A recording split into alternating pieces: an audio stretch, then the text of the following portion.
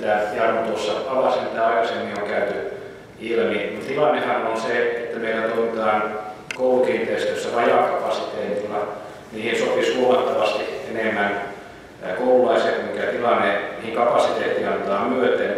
Ja me tiedetään, että kaikilla laskuopilla, minkä myöskin nämä tehdyt selvitykset osoittaa, mutta myös minkä osoittaa kokemukset useista muistakin Suomen kaupungeista, niin on järkevämpää pyrkiä rakentamaan yksi koulu ja laajentamaan sitä, kuin rakentamaan kahta raskasta peruskorjausinvestointia. Ja itse asiassa monen muun kaupungin ja kunnan alueella myöskin näihin tämmöisten investointien yhteyteen kytkitään päiväkotia ja muuta palvelua siihen samaan.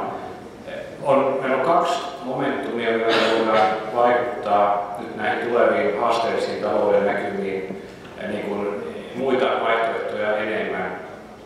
Yksi niistä ja keskeisin niistä on henkilöstön eläköitymisen hyödyntäminen ja siihen liittyvien toimintatapojen uudistaminen ja päällekkäisyyksien karsiminen. Mutta tähän me ei päästä missään vaihtoehdossa täysmääräisesti käsiksi, jos me toimitaan samoissa kiinteistöissä tai meidän kiinteistöpoliittinen tarkastelu on samaan lähtökohtiin perustuva kuin mikä on ollut aikanaan, eli niille ikäluokille rakenteille, millä ne on aikanaan tehty. Tämä on vain rautasta faktaa. Ja aivan niin kuin Jarmo totesi, niin me tiedetään sekin, että me tehdään pitkäkestoisia, pitkävaikutteisia, käyttötalouteen sitovia menoeriä tilanteessa, jossa meidän palvelutarpeet ei missään muotoa kasva sivistystoimen puolella, kun ikäluokat pienenee, vaan ne kasvaa ikäihmisten palveluissa ja terveydenhuollon palveluissa, joissa niissäkin tulee olemaan ja on jo nyt merkittäviä kiinteistöihin kohdistuvia investointitarpeita. Sen takia on äärimmäisen vaarallista tarkastella niin, että remontoidaanko tämä koulu vai tätä ei ainakaan. Ja lopputulos on sitten se, että remontoidaan kaikki, koska ei kyetä tekemään päätöksiä siitä kokonaiskuvaa huomioiden, missä liikutaan. Niin mä takaan, että siinä vaihtoehdossa sitten tähän samaan saliin tulee samanlainen iltakoulun muita vaihtoehtoja. Ensisijassa ei-lakisääteisten palvelujen kautta haettavaa sopeuttamista, sen tyyppisiä ratkaisuja, joihin liittyy esimerkiksi jäähallin toiminnasta luopuminen tai sen merkittävä rajoittaminen ja vesihällien osalta sama homma. Niilläkin päästään vain muutamiin satoihin tuhansiin euroja, ja se ei tässä viitekehyksessä, mihin nyt tällä kouluverkko- ja kiinteistöpolitiikalla niin peilataan, niin merkkaa yhtään mitään. Sitten tullaan moniin paljon pienempiin puroihin ja semmoisiin toimintoihin, jotka vaikuttavat suoraan opetuksen laatuun, nuorten turvallisuuteen ja tämän tyyppisiin asioihin. Ja meillä on monta muutakin naapurikuntaa, Loimaasta alkaen, mutta muutakin kuntaa, jotka on mennyt aika rajuihin ja joutuvat menemään vuosia eteenpäinkin rajuihin henkilöstöön kohdistuviin sopeuttamisoperaatioihin. Mutta me voidaan varautua ennalta tähän, jos me mietitään kiinteistöpolitiikkaa ja henkilöstön eläköitymistä strategisena kokonaisuutena. Olisi tietenkin aivan optimitilanne, jos me päästäisiin seudulliseen tarkasteluun ja nämä kuntarajat tästä voitaisiin poistaa tilanteessa, jossa isot ikäluokat eläköityy. Silloin me päästäisiin kaikkein parhaiten vastaamaan näihin haasteisiin ja tulevaisuuden tarpeisiin. Mä vastaan nyt näihin muutamiin väitteisiin, mitkä näihin on liittynyt. Ensinnäkin fakta on, että mitään päätöstä ei ole vielä tehty. Tässä vaiheessa selvitetään, mutta on hyvä tiedostaa, että kun näitä selvitetään, niin ne on ihan keskiössä olevia asioita. Eli sitten jos sanotaan, että säästöt on haettava muualta, niin mä voin tässä luetella niitä, mitä ne sitten on, mutta mä väitän, että ne palaa teitä bumerangina takaisin, että näistä ei sitten ainakaan säästetä. Jolloin me ajaudutaan siihen tielle, että me velkaannutaan ja ruvetaan kuittaamaan kovilla veronkorotuksilla niitä asioita, joka taas johtaa sitten siihen, että me heikennetään edellytyksiä kehittää meidän elinvoimapolitiikkaa ja vetovoimapolitiikkaa tilanteessa, jossa kilpailu Etelä-Suomen kaupunkialueiden kesken kiristyy. Mutta nyt vastauksia näihin väitteisiin. Niin kuin näistä kalvoista nähtiin, niin mitään sellaista tilannetta ei synny, jossa koulumatkat merkittävästi kasvaisi tai niistä aiheutuisi ongelmia. Verrataanpa mihinkä tahansa muuhun kaupunkiin tai seutuun ja koulumatkojen keskimääräisiin etäisyyksiin ja pituuksiin. Yhdenkään lapsen koulunkäynti tai turvallisuus ei vaarannu, vaan pikemminkin päinvastoin. Kiinteistöön sen takia se, mihin Jarmo viittasi, että ei tehdä mitään, ei ole todellinen vaihtoehto, koska se on ongelman siirtämistä eteenpäin, tämän eläköitymisen momentumin menettämistä.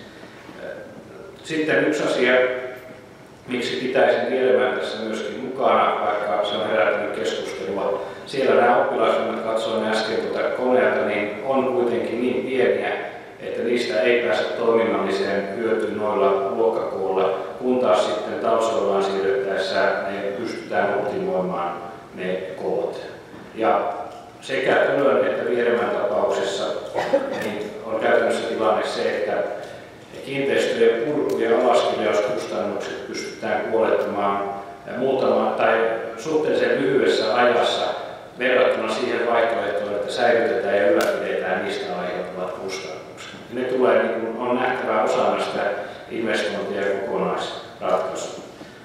Sitten se, että liikuntatila vai ei, miksi Puhala eikä Tölö? Siihen on kaksi loogista vastausta. Toinen on se, että Puhalan kiinteistö on lähtökohtaisesti pinta-alalta ja entuudestaan isompi, ja siihen voidaan suhteellisen kätevillä järjestelyillä tehdä tarpeellinen määrä lisätilaa, myös huomioida näiden erityisoppilaiden tarpeet. Ja siinä on iso kenttä ja Fenixin liikuntahallit käytettävissä, eli se toiminnallinen kokonaisuus on parempi. Eli se vaihtoehto, että remontoidaan Tölö, mutta ei Puhalaa, ei ole kokonaistoiminnallisessa tarkastelussa järkevää. Sen takia tässä ei ole kysymys siitä, ollaanko Tölön puolesta Puhalaa vastaan vai Puhalan puolesta Tölöä vastaan, vaan kyse on siitä, että mikä on tarkoituksenmukaisin vaihtoehto.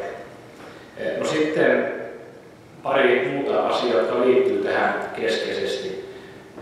Olen ollut itse useissa koulutuksissa, tavannut useita koulikoita ja sivistystoimen ammattilaisia, ja viimeksi viime viikolla meitä oli pieni delegaatio täältä myöskin tuolla Seinäjoella kunnallisjohdon neuvottelupäivillä, niin kyllähän missä se perusviesti on se, että suomalainen koulujärjestelmä ei ole vielä kyennyt, ja ne koulut, missä me tällä hetkellä toimitaan, niin ei ole sellaisenaan optimipaikkoja varauduttaessa tuleviin muun muassa teknologisiin valmiuksiin ja oppimisympäristön muutoksiin. Ja juuri tästä syystä muun muassa TEKES rahoittaa sellaisia hankkeita, joilla mietitään oppimisympäristöä kokonaan toiselta pohjalta.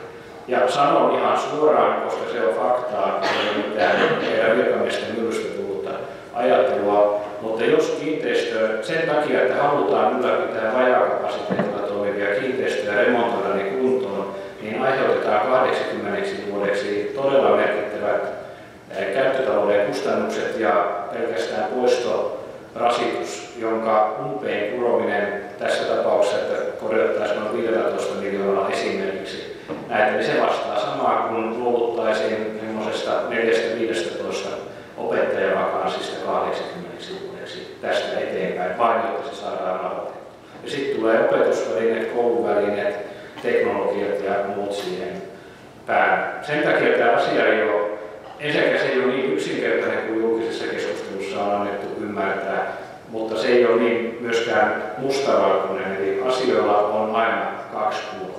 Jos halutaan nähdä, että se on tärkeämpi arvokysymys, että meillä on näitä seiniä, joita pidetään kunnossa verrattuna siihen, että sen miettimiseen, mistä se resurssi ja sisältö ja rahoitus mihin haetaan, niin ok. Mutta niin kuin sanoin, palaan vielä sen verran tuohon alkuun, että jos sitten tänne tullaan näiden muiden vaihtoehtojen kanssa, niin mä toivon, että niihin sitten suhtaudutaan avaraikatseisemmin kuin näihin. Nämä herättää aina tunteita ja koululaiset vanhemmat ja monet muutkin tarttuu päättäjiä ja meitä virkamiehiä hihasta. Mä tiedän, mä oon ollut näissä operaatioissa aikaisemmin, mutta nämä luvut ja kihle ja harkinta pitää mielessä. Päätöksiä ei myöskään ole pakko tehdä niin kuin kärnettä pyssyyn nopealla aikataululla, koska semmoista ihan akuuttia syytä siihen ei ole. Mutta se syy kuitenkin on, että jos päätöksiä lykätään, niin käynnistyy niin kiinteistöhuollossa, kiinteistötoimessa kuin opetustoimessa myöskin rekrytointitoimenpiteitä eläköityvien paikkojen uudelleen täyttämistä. Ja sitä momentumia me aavistuksen verran heikennetään, jos näitä ratkaisuja lykätään. Samaten kuin se keskustelu sitten, sekin on huono asia vanhempien oppilaiden ja kaupunkilaisten kannalta, että jos päätökset puuttuu. Eli on parempi tilanne se, että on tehty päätöksiä, kuin se, että keskustelu on 2 tai 3 vuotta pinnassa kykenemättä tekemään niistä päätöksiä. Yhtään erityisoppilasta ei jätetä heitteille. Ja se sama niin fakta pätee tässäkin. On järkevämpi rakentaa uuteen käyttötarkoitukseen suunniteltua tilaa erityisoppilaidenkin tarpeet huomioiden samaan kiinteistöön muun opetuksen kanssa vaihtoehtona sillä, että toimitaan useammassa kiinteistössä. Se paljonko tilaa tarvitaan ja minkä tyyppistä se on, se vaikuttaa jonkun verran siihen kustannuksiin, mutta se on päivänselvää, että se kustannus on monin verran pienempi ja se kokonaisuus tarkoituksenmukaisempi kuin jos ne remontoidaan samaan kiinteistöön.